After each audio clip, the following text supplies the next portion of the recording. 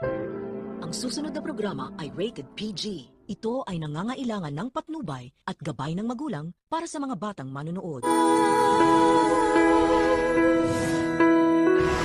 Tulad ng inaasahan, bigo na naman si Jeff na matakasan sina Alakdan at Cobra. Dulot na din kasi ng mga iniinda niyang sakit ng katawan dahil sa pambubugbog ng dalawa.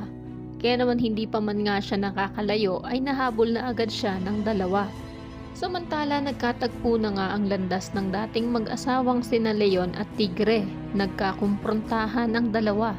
Tinanong ni Leon na paano daw siyang nakaligtas, buong akala niya daw kasi ay patay na nga ito.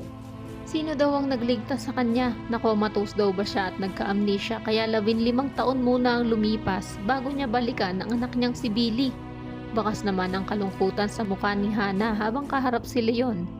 At hindi na nga maisip kung ano ang tamang sasabihin sa harap ng dating asawa dahil mukhang hindi rin naman naging maayos ang pinagdaanan niya bago siya tuluyang makabalik sa kanila.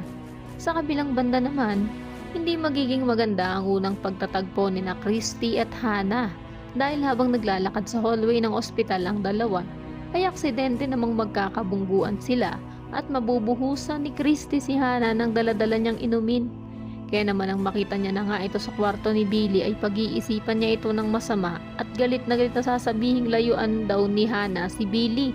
Wala man lang kaide-ideya itong si Christy na si Hana ang asawa ni Leon at nanay ni Billy. Ibig sabihin na mas may karapatan si Hana kaysa sa kanya.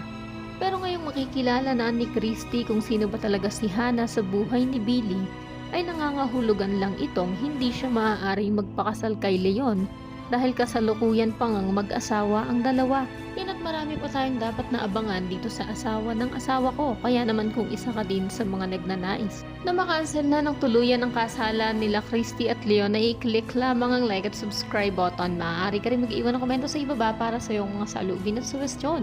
Maraming salamat sa iyong panonood.